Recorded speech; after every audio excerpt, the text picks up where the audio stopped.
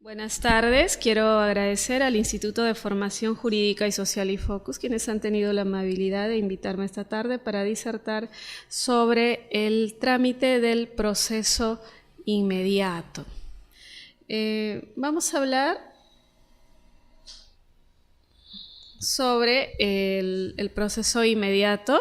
Este es un proceso que inicialmente se encontraba previsto en el artículo 446 del Código Procesal Penal y que se modificó en el año 2015 a través del Decreto Legislativo 1194, toda vez que inicialmente, si bien estaba vigente como un proceso especial, no era de mucha utilización por parte de los operadores jurídicos, principalmente del Ministerio Público, ¿no? Quienes pues tienen la facultad de presentar este proceso ante un juzgado.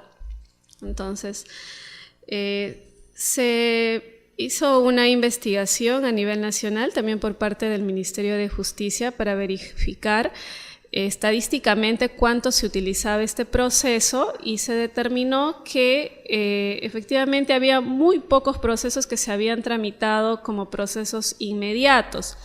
Es por eso que se da este Decreto Legislativo 1194 e incorpora un nuevo procedimiento. Así tenemos que cambia del podrá, porque el Ministerio Público era facultativo, a un deber, es decir, que el Ministerio Público ahora tenía la obligación de presentar este requerimiento cuando se daba el supuesto de flagrancia delictiva. Entonces, vamos a hablar del procedimiento. Este proceso se ingresa al Poder Judicial a través de un requerimiento ante el juez de investigación preparatoria, cuando existe justamente flagrancia delictiva y existen suficientes elementos de convicción para poder incoarlo. Una vez que el juez analiza si es procedente a través de una audiencia a la cual concurren el representante del Ministerio Público, las defensas técnicas y todas las demás partes procesales, el juez de investigación preparatoria decide si es que es procedente o no la incoación. Si esto resulta positivo y no ha existido ninguna culminación anticipada, ya sea a través de una terminación anticipada de proceso o a través de un acogimiento de principio de oportunidad, pasa a juzgamiento. Entonces, ¿cuáles son las funciones que tiene el juez de juzgamiento para tramitar estos procesos inmediatos? Ingresa el requerimiento acusatorio ante el juez de investigación preparatoria, luego deriva al juez de juzgamiento, quien fija una fecha para la audiencia única. ¿Qué vemos en esta audiencia única?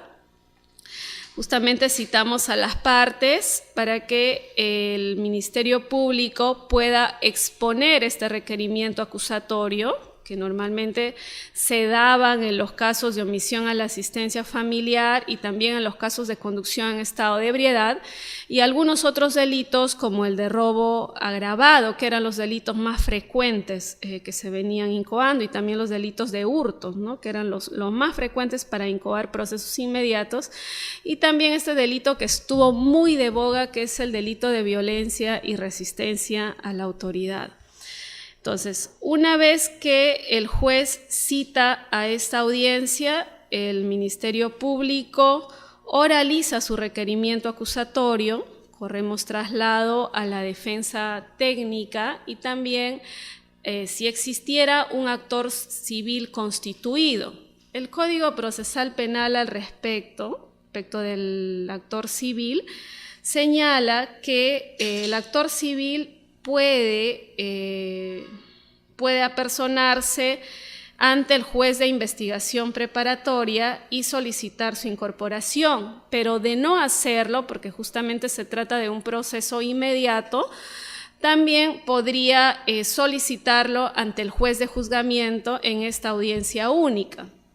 ¿no? Entonces, si es que decide incorporar durante esta audiencia, el juez verifica si cumple todos los requisitos previstos en el artículo 100 del Código Procesal Penal y incorpora al actor civil dentro de este proceso, ¿no? Luego de ello, las partes, la defensa técnica en este caso, tiene la posibilidad también de presentar pruebas, ¿no? Tal como prevé el artículo 150 del Código Procesal Penal.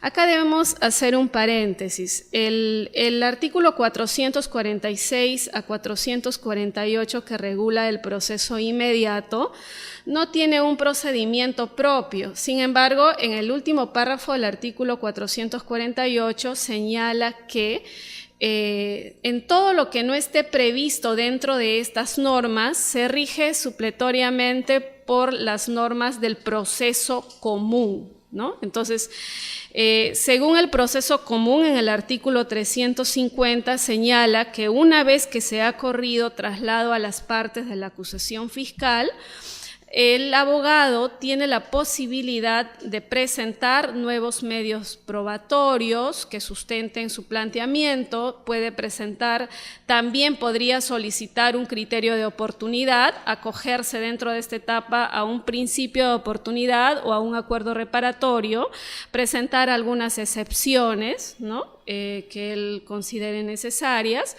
y plantear todos los medios técnicos de defensa previstos en la norma procesal. De ser así, en este acto de la audiencia, el fiscal, el abogado oraliza este pedido y finalmente el juez decide, ¿no?, si es que ofreciera pruebas, si es que los admite o no, o en todo caso si declara procedente algún acuerdo reparatorio que se haya planteado en el desarrollo de esta audiencia. Bien. Una vez culminada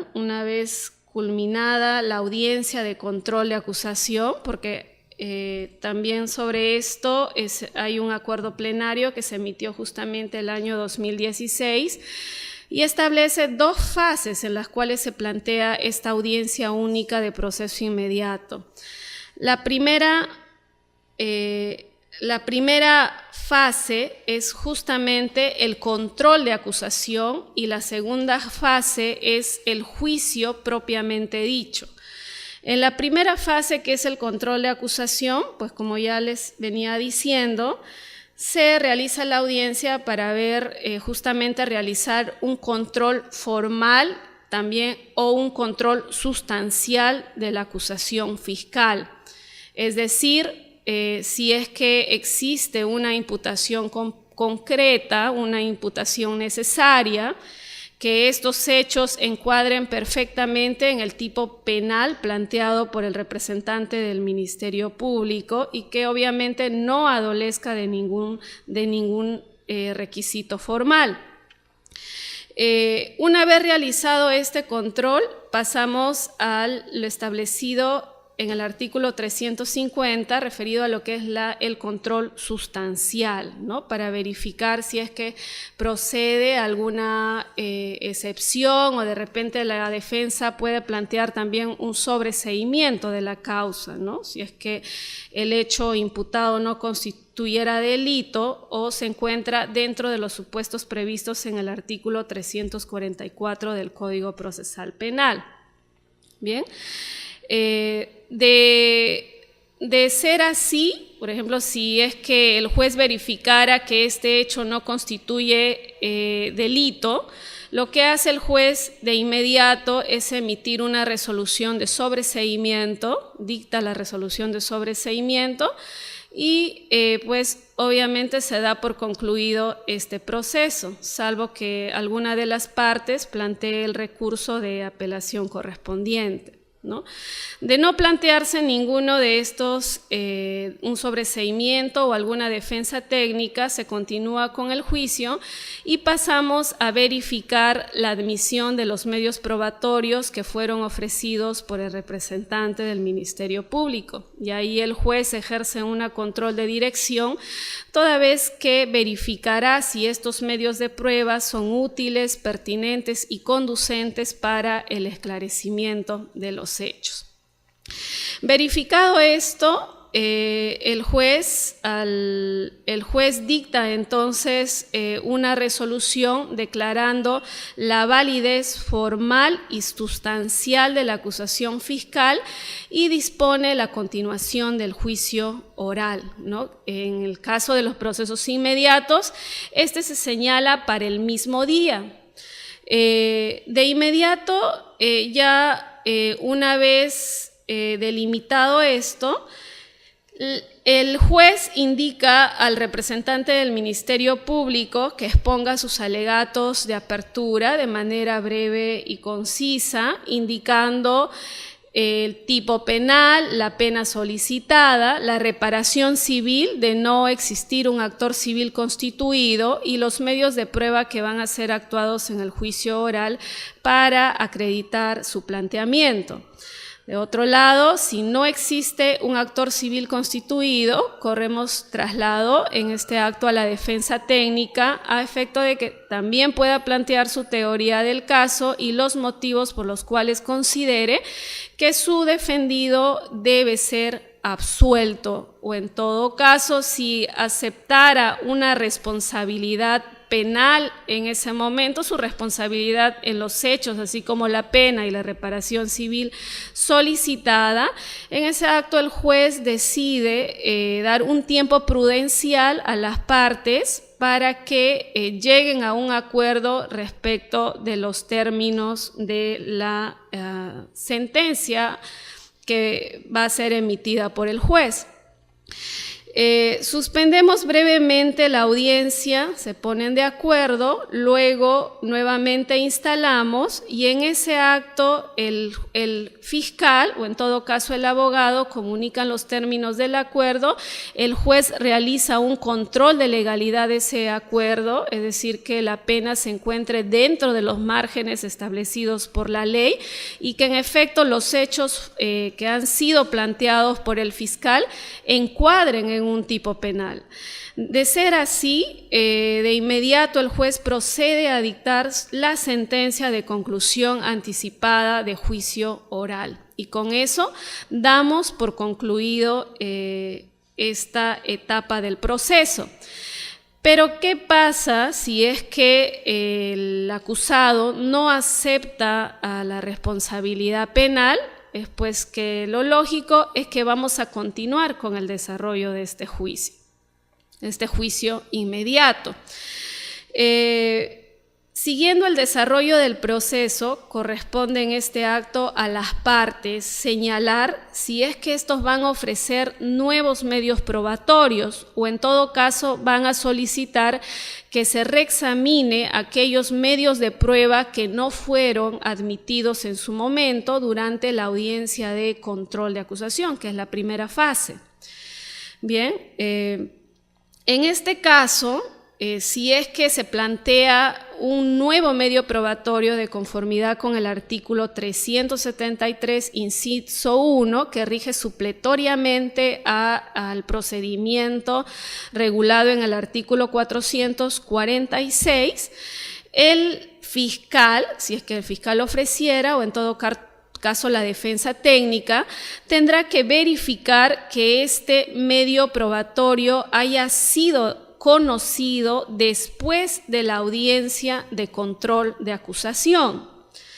Bien, de no ser así, el artículo 373 señala pues que no se podrá admitir como nuevo medio de prueba.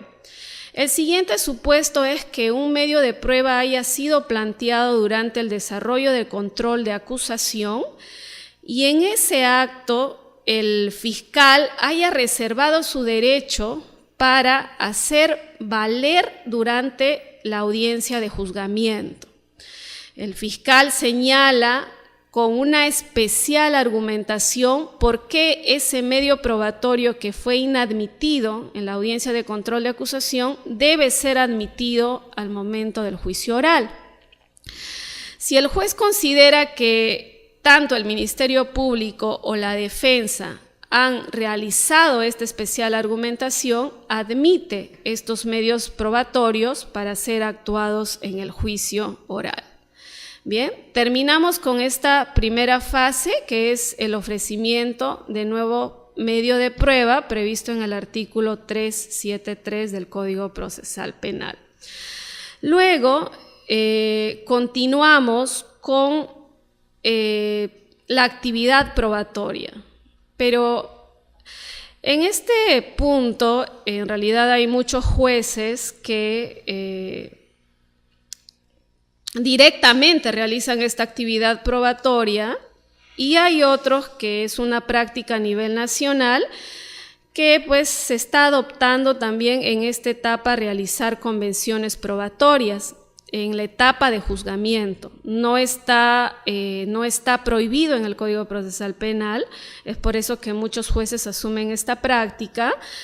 Y definitivamente, si el juez es la persona que dirige el debate y ve que hay medios de prueba que no deben ser actuados en el juicio, que las partes pueden tener por aceptados en ese momento, como por ejemplo la presentación, el fiscal presenta como medio de prueba un antecedente penal y la parte no está negando que esta persona tenga antecedentes, entonces tenemos que dar por probado ese medio de prueba, que en efecto el acusado tiene pues antecedentes penales, y ya no dilatamos más el juicio oral, ¿no? Entonces puede que en esta etapa se dé también las convenciones probatorias, ¿no? Una vez culminado este trámite, pasamos de inmediato a la actuación de medios de prueba. Bien, el Código Procesal Penal establece que en primer orden el juez realizará el examen a los acusados, para luego examinar a los testigos, a los peritos y posteriormente oralizar los documentos que fueron admitidos. Finalmente también señala el código que se puede realizar la actuación de aquellas pruebas materiales que han sido ofrecidos por el Ministerio Público, así como por la defensa técnica. Respecto de la declaración de los acusados, estos pueden ser examinados al inicio de esta actividad probatoria, pueden ser examinados durante o al finalizar la actividad probatoria. Al momento de la lectura de derechos, los jueces hacen de conocimiento a los acusados para que puedan consultar con sus abogados defensores en qué etapa van a declarar, ¿no? Si deciden guardar silencio, el artículo 372 del Código Procesal Penal, artículo 376, perdón, del Código Procesal Penal, señala que el juez advertirá al acusado en ese momento que se va a dar lectura a sus declaraciones que han brindado durante la investigación preparatoria. Bien, entonces, una vez decidido si van a declarar en juicio oral, de inmediato interrogamos al acusado. En primer lugar, el juez advierte que puede declarar libremente sobre los hechos que han sido materia de imputación y empezamos el interrogatorio con el Ministerio Público para luego continuar con el actor civil si es que se hubiera constituido. De no haberlo hecho, solamente interrogará el fiscal para luego proceder con el interrogatorio la defensa técnica, ¿no? En este aspecto, el juez debe verificar en todo momento, como director de esta etapa de la audiencia, que las partes no realicen al acusado preguntas sugestivas, preguntas prohibidas, preguntas capciosas, ¿no? Si es que las partes no objetaran, pues es el deber del juez como director intervenir en cada momento para poder moderar este debate. Una vez que el acusado termina con su declaración, pasamos a la actuación de la prueba testimonial, ¿no? En esta etapa concurren los testigos que han sido ofrecidos por la Fiscalía y el fiscal empieza con el interrogatorio, del mismo modo el actor civil, si estuviera constituido, y por su lado la defensa técnica contrainterroga al testigo, ¿no? Básicamente sobre los aspectos que el Ministerio Público ha introducido respecto de sus preguntas.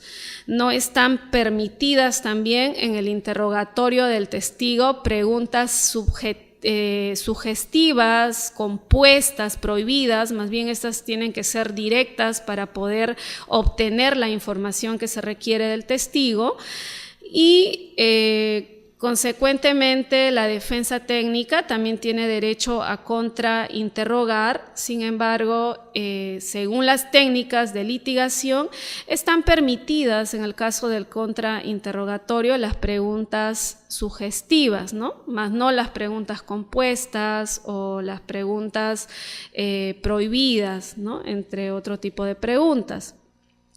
Terminado con esta declaración de las declaraciones de los testigos, empezamos con la actuación de la prueba documental, ¿no?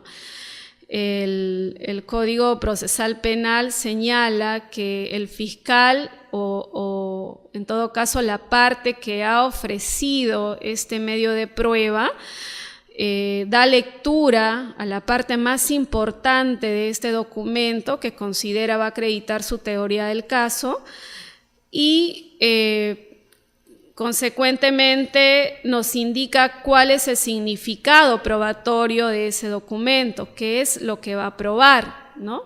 Por ejemplo, si tenemos un acta de registro personal, se trata de un caso de un delito de robo agravado y se ha encontrado en poder de esta persona un cuchillo, de repente el bien que ha sido sustraído, entonces el fiscal resaltará cuál es su significado probatorio, ¿no? En todo caso acreditará que se encontró ese día en poder del acusado un celular, ¿no? O un cuchillo, que en todo caso son los objetos del delito.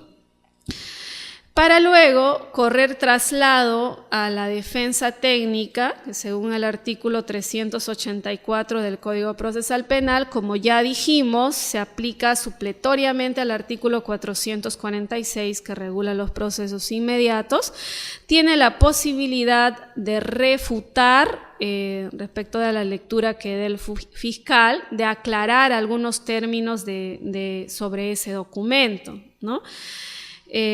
Acá también debemos hacer mención que respecto de las aclaraciones que se realizan sobre los documentos que han sido realizados por el Ministerio Público, muchas veces en la práctica vemos pues que las defensas también indican significados probatorios de los documentos, ¿no? Sin embargo, el código es claro, ¿no? Cuando señala se refuta o se aclara respecto del contenido del documento, ¿no? Es decir, si el fiscal de repente no leyó algún punto que la defensa considera que es necesaria para también acreditar su teoría del caso, en ese acto la defensa podrá dar lectura a ese punto. De repente el fiscal al momento de leer dijo A, cuando en realidad el documento dijo B, entonces la defensa tiene la posibilidad de refutar y decir pues que no es lo que el fiscal señaló en su momento, ¿no?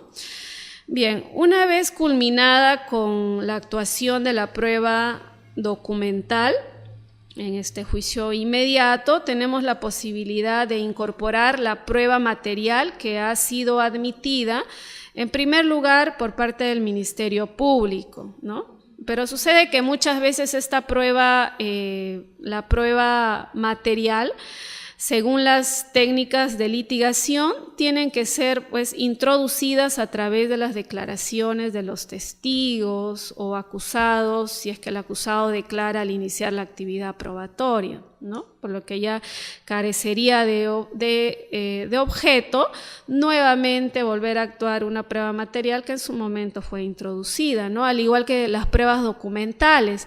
Si estas pruebas documentales son introducidas a través de la declaración del testigo, ¿no?, ya carecería de objeto que sean oralizadas nuevamente. Y es más, sobre esto existe una prohibición expresa también en el Código Procesal Penal, ¿no?, que no puede ser objeto de valoración aquella prueba documental que ha sido debidamente incorporada en el desarrollo del juicio oral. Bien. Culminada con la actividad probatoria del Ministerio Público, empezamos según el Código en ese orden, con la actividad probatoria del actor civil, ¿no? Si es que se constituyó. De no haberlo hecho, de inmediato pasamos a la defensa, ¿no?, para que esta defensa pueda actuar los medios de prueba que han sido ofrecidos en su momento. Bien.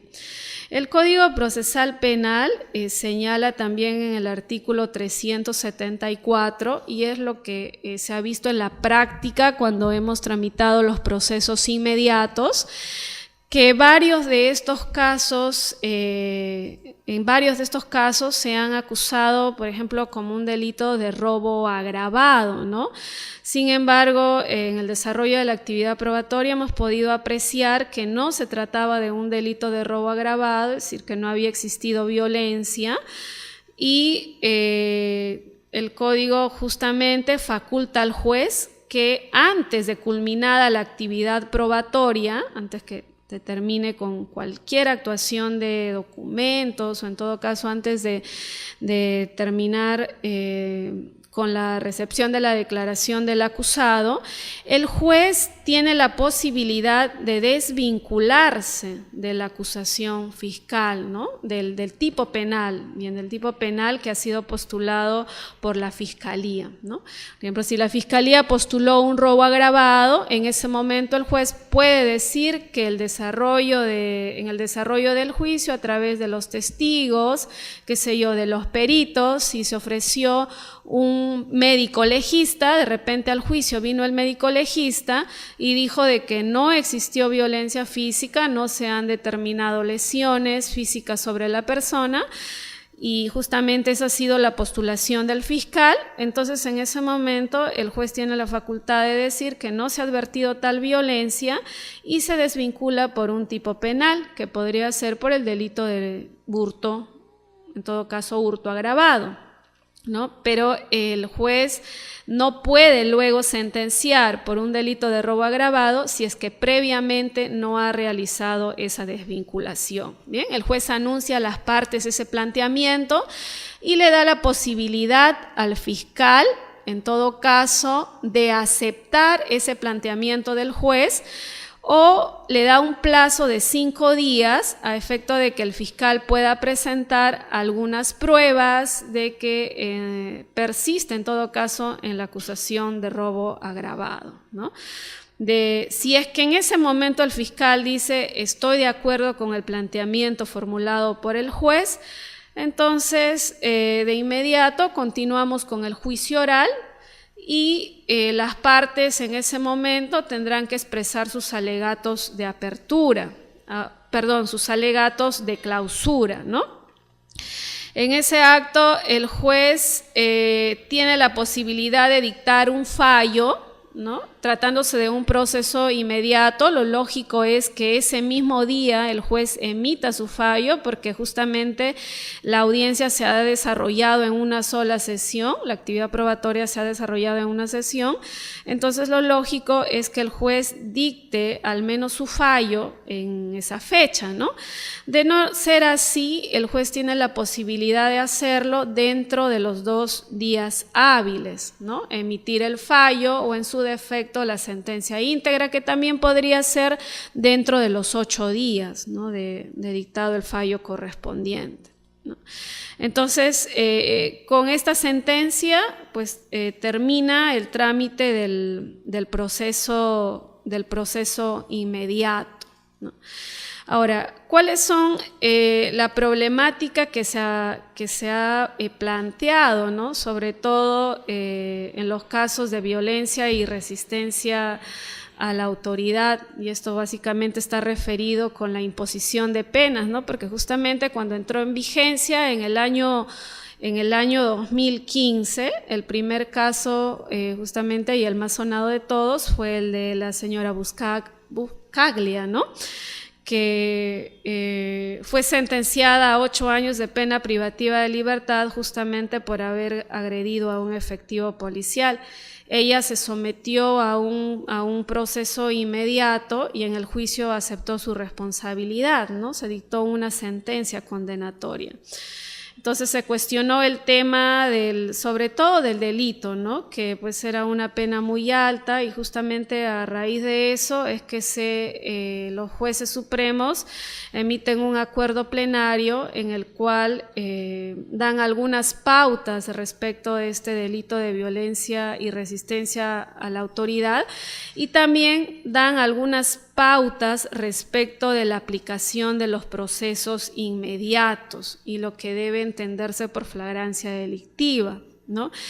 Y dan pautas de que no cualquier caso, aun cuando sea flagrante, puede ser sometido a un proceso inmediato, pues se requiere que exista evidencia delictiva, ¿no? Que exista evidencia delictiva, suficientes elementos de convicción para que una persona pueda ser sometida a estos procesos inmediatos. No así cuando se requiera, por ejemplo, de informes periciales como el tráfico de drogas o de repente un caso de tenencia ilegal de armas en el cual se requiere de un dictamen pericial previo, ¿no? Para determinar la operatividad del arma, que obviamente en provincias sobre todo estos resultados no son inmediatos, ¿no? Entonces establecí en este acuerdo plenario que solamente se postulará procesos inmediatos en el caso de evidencia delictiva. Y otro punto muy importante también que debe resaltarse de este acuerdo plenario es que en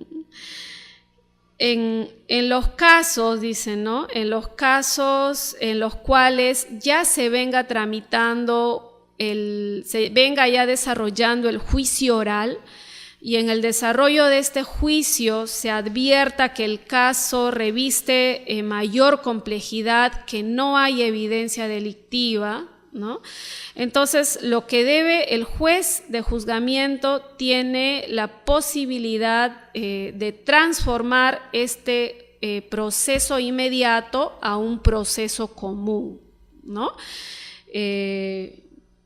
Que esto no solo debe estar relacionado con la responsabilidad penal, sino también debe estar relacionado con la pena, con la medición de la pena, con la medición de la reparación, con la medición de la reparación civil, ¿no? Y un ejemplo podría darse cuando aquella persona que es investigada por un delito de robo agravado y en el desarrollo del juicio oral se determina, por ejemplo, que esta persona sufre de alguna alteración psíquica, entonces el fiscal, justamente por el tema de flagrancia, no tuvo el tiempo necesario para ordenar que se practique una pericia, en todo caso psicológica o psiquiátrica, para determinar su estado mental. Entonces, si el juez advierte esto, obviamente, según el acuerdo plenario, va a tener que realizar la transformación del proceso inmediato al proceso común para que con mayores garantías se pueda procesar a esta persona y determinar en todo caso si es responsable penalmente o si no lo es, ¿no? Estos son los aspectos más relevantes que nos plantea el acuerdo plenario, ¿no? Otro problema también que se ha presentado en la tramitación de los procesos inmediatos es el tema de en qué etapa debe constituirse aquella persona que se considera perjudicada de este delito, ¿no? Como ya lo dije al iniciar la intervención, que tiene dos posibilidades. Una, que la podría hacer durante la incoación del proceso inmediato, que es ante el juez de investigación preparatoria, pero claro, acá surge un problema, porque por la inmediatez muchas veces la Fiscalía no tiene el tiempo necesario para notificar a la parte agraviada y ésta pueda concurrir al juzgado o en todo caso pueda localizar un abogado, ¿no? Entonces, no tuvo la oportunidad de constituirse en ese momento y, como ya lo dije, podría hacerlo durante el desarrollo del juicio oral, ¿no? Al inicio del juicio oral podría plantear también su requerimiento, ya que en este momento tiene pues más tiempo para poder conocer sobre las imputaciones formuladas por el Ministerio Público y la forma como se vería perjudicado. Bueno, definitivamente el trámite de un proceso de inmediato en los delitos contra el patrimonio, que han sido los más recurrentes, es un tanto diferente a la tramitación de los procesos de omisión de los delitos de omisión a la asistencia familiar o también los delitos de conducción en estado de ebriedad, ¿no? Que justamente estos procesos inmediatos se diseñaron para esos delitos. Entonces, acá la tramitación no es tan rápida como en un caso de robo agravado, hurto agravado u otro delito donde se dé la flagrancia delictiva, ¿no? Porque obviamente acá no hay flagrancia delictiva. En el caso de omisión a la asistencia familiar no nos vamos por el supuesto de flagrancia delictiva, sino más bien por suficientes elementos de convicción, ¿no? Entonces, en estos casos, de la misma manera, el fiscal presenta también la incoación del proceso inmediato ante el juez de investigación preparatoria, ¿no?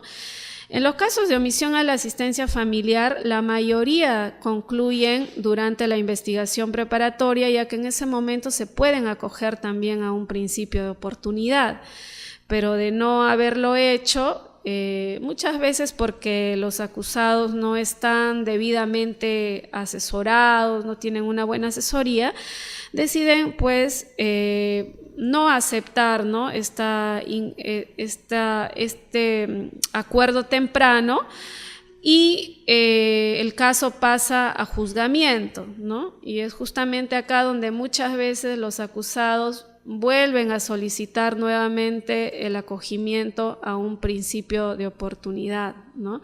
Sin embargo, acá también el juez, al igual que las partes, deben tener presente que el artículo 2 del Código Procesal Penal, que regula el principio de oportunidad, señala también ciertos supuestos, ¿no? Entre ellos, pues que se puede aceptar nuevamente en la etapa de juicio siempre y cuando el acusado no se haya acogido previamente durante la incoación no dice específicamente de un proceso inmediato, llámese también de una investigación preparatoria común. Si es que en esa etapa él se acogió y no cumplió con el pago, no puede, nuevamente volver a solicitar durante la audiencia única de proceso inmediato acogerse a esta figura, ¿no? Entonces, lo único que quedaría para el acusado es, acogerse a una conclusión anticipada de juicio, ¿no?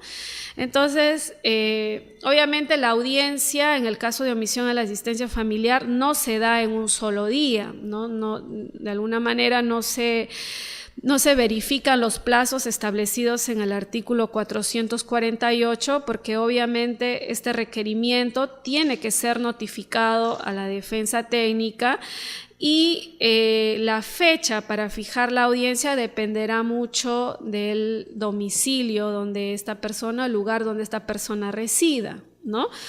Pero de todas maneras el Código Procesal Penal en el artículo 448 igual indica que la audiencia se desarrolla en un solo acto, ¿no?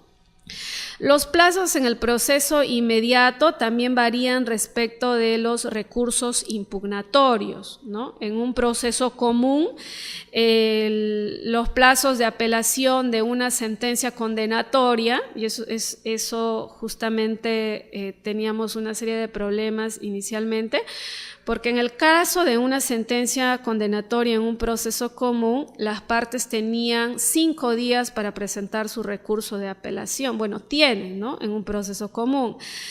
Sin embargo, eso inicialmente no estuvo regulado en el Código Procesal Penal. Actualmente se modificó respecto de los recursos impugnatorios y ahora las partes tienen un plazo de 3 días una vez emitida la sentencia para interponer el recurso correspondiente, ¿no? Respecto de las resoluciones de prisión preventiva, ¿no?, decía también el código, tratándose de autos, pues hay un plazo establecido. El código señala, no por el código, sino más bien por una práctica judicial, por tratarse de los procesos inmediatos y la inmediatez con la que pues debe resolverse. Muchos de los jueces pedían pues que en las audiencias los abogados de inmediato sustentaran sus apelaciones en el caso de haberse declarado fundadas las prisiones preventivas, ¿no? Sin embargo, posteriormente se ha determinado que estas apelaciones, aun cuando se trata de procesos inmediatos, pueden plantearlos dentro del plazo de ley establecido pues para la apelación de los autos, ¿no?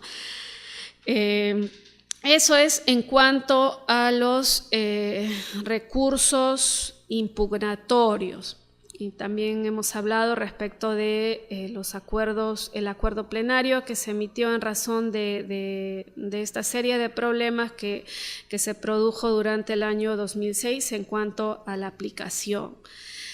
A ver,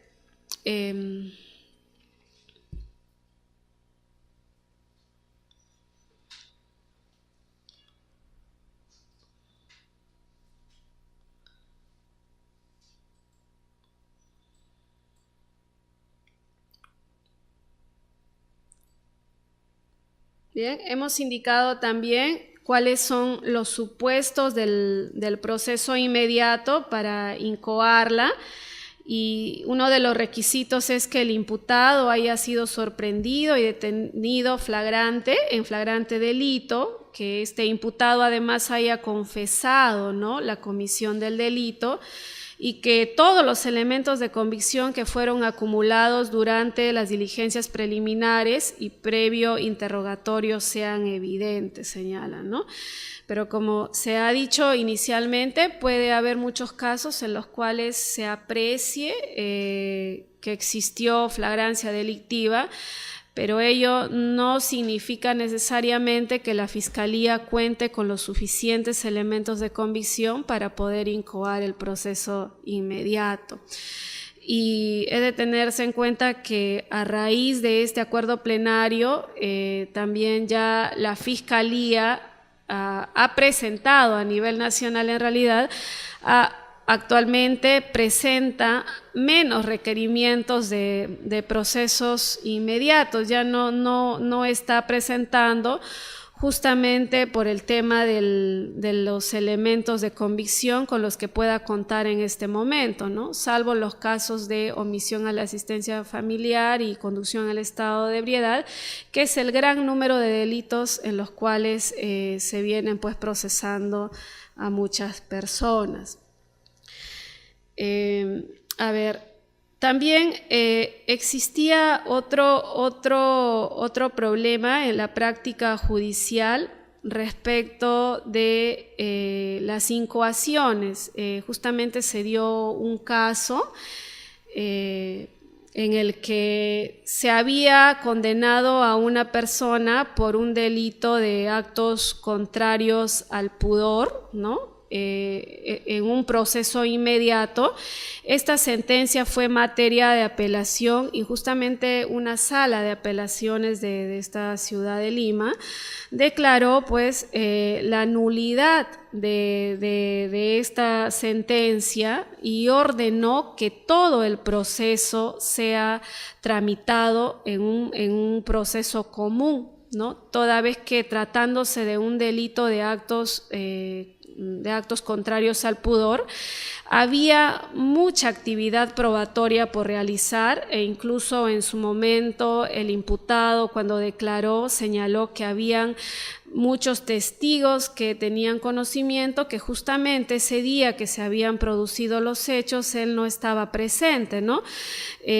Pese a esto, se continuó con el proceso inmediato, se incoó el proceso inmediato, el señor se encontraba con una medida de prisión preventiva, fue sentenciado prácticamente con la declaración de un menor que en su momento no fue corroborado debidamente, según el acuerdo plenario 2 del 2005, y es por eso que la sala penal de apelaciones toma esta decisión, que es una decisión que ha sido muy comentada incluso y muy difundida en este ámbito jurídico, en el que pues esta sala decide que aun cuando se había emitido una sentencia por un tema de esclarecer la verdad y que pues exista un debido proceso y se respete principalmente el derecho de defensa que postulaba esta persona que había sido acusada,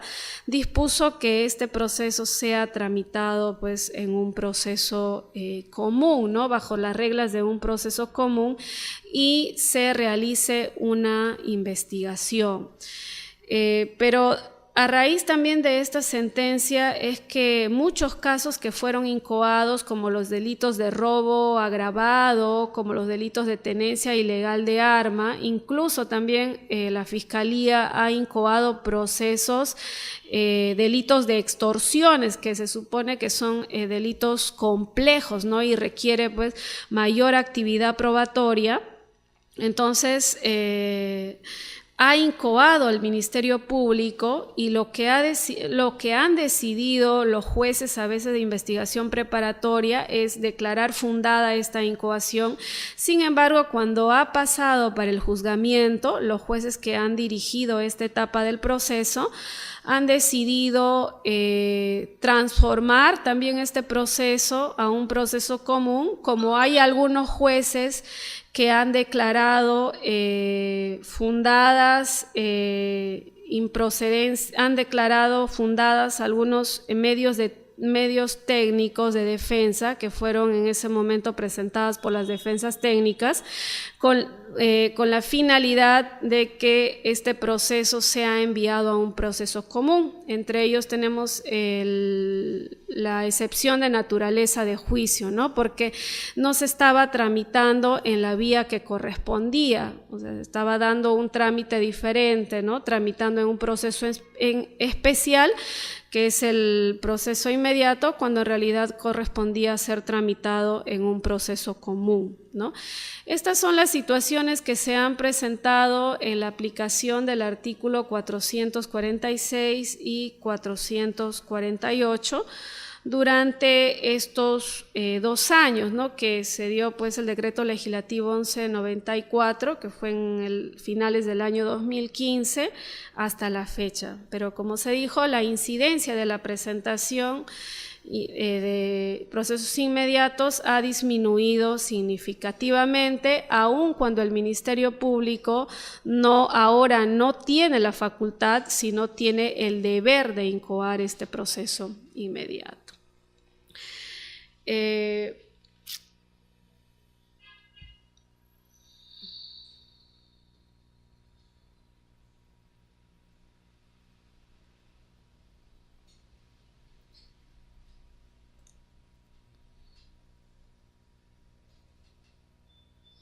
Bien.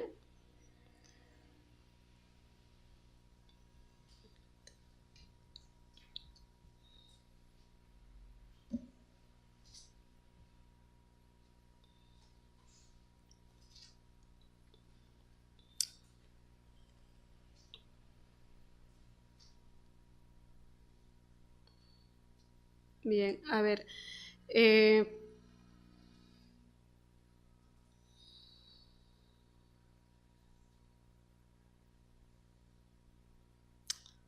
Bien, otro aspecto también en cuanto a la tramitación del proceso inmediato en la etapa de juzgamiento está referido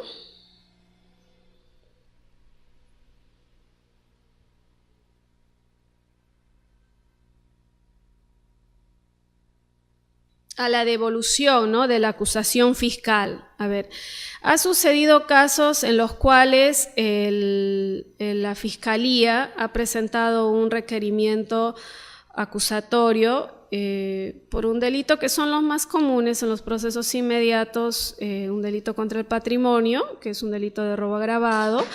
Ha presentado una acusación fiscal, sin embargo, el juez, al momento de realizar el control formal de esta acusación, advierte pues que los hechos no han sido planteados en todo caso correctamente, o no existe una imputación concreta para que la defensa tenga la posibilidad de poder plantear también su teoría del caso, ¿no?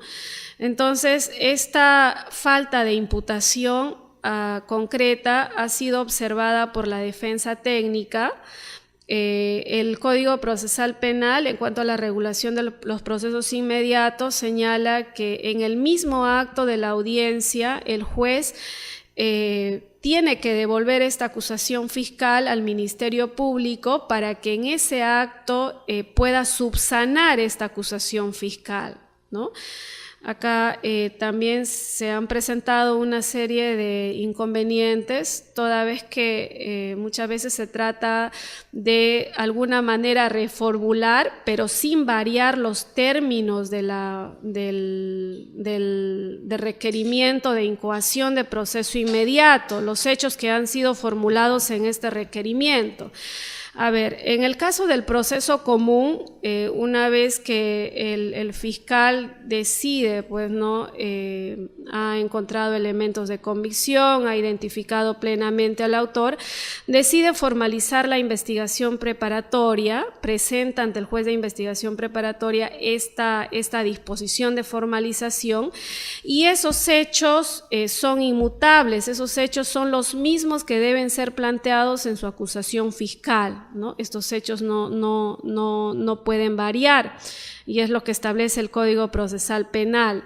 Sin embargo, la interrogante en la tramitación de los procesos inmediatos también era que en este caso no existe una formalización de investigación preparatoria, pero sí existe una incoación, un requerimiento de incoación de proceso inmediato. En este requerimiento de incoación, el fiscal señala cuál es el relato fáctico, ¿no? Entonces, acá se presentaba un problema, ¿no? Decían si es que este requerimiento de incoación reemplazaba esta disposición de formalización de investigación preparatoria, ¿no? Y en efecto, varios jueces, por no decirlo casi la gran mayoría, han asumido que sí, ¿no? Ya que se asemeja el requerimiento de incoación de proceso inmediato, se asemeja a una disposición de formalización de investigación preparatoria. Por lo tanto, estos hechos que han sido formulados en ese requerimiento no pueden ser variados, pues estos mismos hechos tienen que ser planteados también en el requerimiento acusatorio, ¿no? Entonces, al momento, el acuerdo plenario también señala respecto de este punto que el fiscal, por la premura en la elaboración de este requerimiento acusatorio, podría incorporar algunos aspectos, pero que no varíen en lo sustancial el marco de imputación, ¿no?, formulado por el Ministerio Público.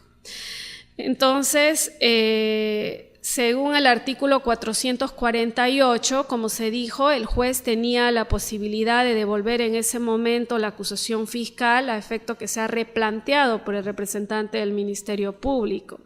El Código dice que por la inmediatez de este proceso especial debe ser planteado en ese momento, ¿no? Sin embargo, acá también se presentaba un inconveniente por cuanto requería de un mejor análisis de la Fiscalía, ¿no? Entonces, lo que se hacía era recortar los plazos. A ver, en el proceso común, cuando el juez devuelve una acusación, cuando adolece de algún requisito formal, el Ministerio Público tiene 5 días para presentar o subsanar en todo caso su acusación fiscal.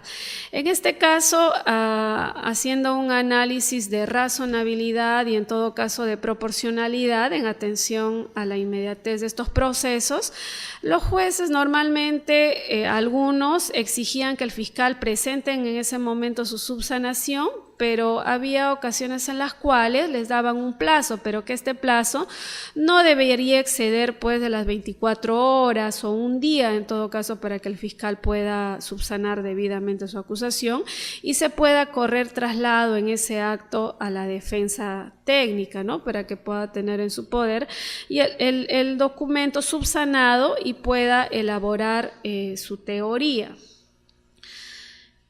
Este es otro supuesto también que resalta el artículo 448 del Código Procesal Penal, ¿no? Que regula estos procesos inmediatos.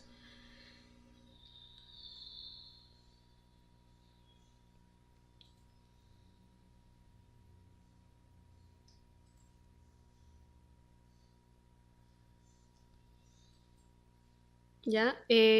También se da el caso en el que un requerimiento de incoación de proceso inmediato puede ser planteado ante el juez de investigación preparatoria, pero si el juez verifica de que no se cumplen los supuestos previstos en el artículo 446, es decir, que puede que existió flagrancia delictiva, pero no existen de repente suficientes elementos de convicción para poder incoar este proceso, el juez de investigación preparatoria puede dictar en ese momento la resolución y disponiendo pues que se tramite a través de un proceso común, ¿no? El inconveniente acá, sobre todo acá en Lima, a diferencia de provincias en las cuales está vigente el Código Procesal Penal, no había problema con esto, porque si el juez que incoaba el proceso inmediato consideraba que esto debería ser tramitado en un proceso común,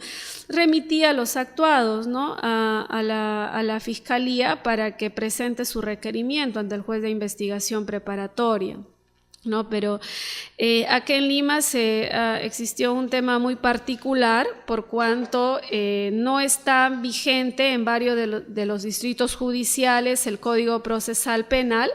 En ese sentido, se han emitido varios procesos en los cuales no se ha incoado, se han remitido a los juzgados comunes, ¿no? Aun cuando inicialmente se tramitó la etapa de la investigación preliminar, fue tramitada la investigación preliminar fue tramitada bajo las reglas del nuevo Código Procesal Penal. Básicamente, luego de esta incoación, al remitirse a un juez que acá en Lima ve el Código de Procedimientos Penales, tuvo que ser tramitado bajo las reglas del Código pues, de Procedimientos Penales, ¿no? Que obviamente, como ya se sabe, no reúne las garantías establecidas en el Código Procesal Penal.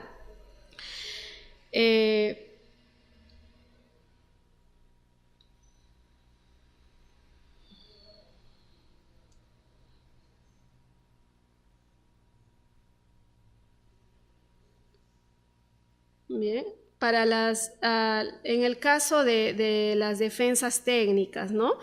También en los procesos inmediatos se regula, pues, según el artículo 84 del Código Procesal Penal, que el acusado debe concurrir con su abogado particular a la audiencia, ¿no? De no hacerlo en ese acto, por ser un proceso que se tramita con la mayor celeridad posible, en ese acto se convoca a un defensor público para que éste pueda asesorar debidamente al acusado, ¿no? Pero ya queda en todo caso a discreción del juez permitir o en todo caso darle un tiempo necesario para que el abogado pueda preparar debidamente su defensa técnica, ya que de asumir en ese momento, pues es muy difícil que en ese acto pueda obtener la mayor información posible o en todo caso tenga acceso a la revisión de la carpeta fiscal para que así pueda conocer el caso y estar preparado, ¿no? Para asumir este juicio o en todo caso participar de la audiencia de incoación de proceso inmediato. Como ya se dijo, dentro de la etapa de juzgamiento, dentro de la incoación, procede la salida alternativa de terminación anticipada del proceso y dentro del juzgamiento procede lo que son las salidas alternativas en cuanto, pues, al principio de oportunidad y el acuerdo reparatorio y en el juicio propiamente dicho la conclusión anticipada del juicio oral.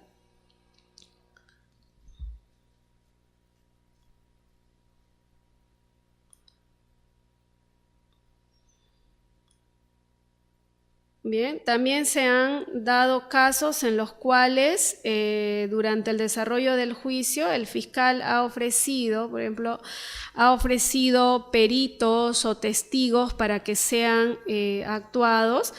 Sin embargo, no ha sido posible la ubicación de un perito porque de repente se encontró fuera de la ciudad donde se está desarrollando este juicio oral, o por el tiempo no es posible hacer llegar esta notificación de manera inmediata, ya que en suma un juicio inmediato no debe pasar de una semana, porque el código dice que esta audiencia se desarrolla en una sola sesión.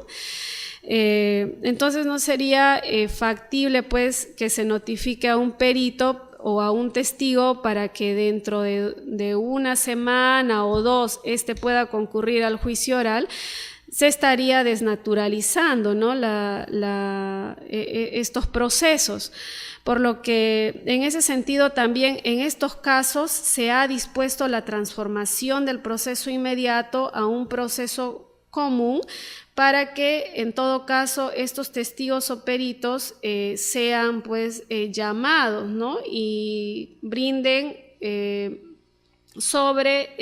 información respecto del conocimiento que han tenido de estos hechos. Al igual que un proceso común, también para los procesos inmediatos rigen las mismas reglas para el juicio. Esto es que debe existir inmediación, que el juicio debe existir la contradicción en el juicio oral y sobre todo los actos deben realizarse con celeridad, ¿no?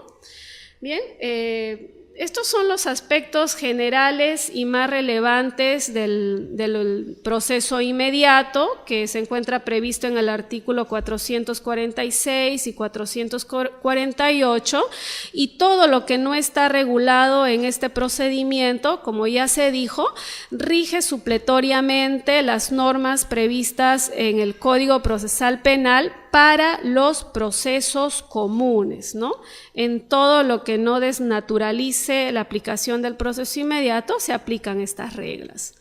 Muchas gracias por su atención. Quedo atenta en cuanto si hubiera alguna pregunta o consulta respecto del tema que se ha tratado en esta noche.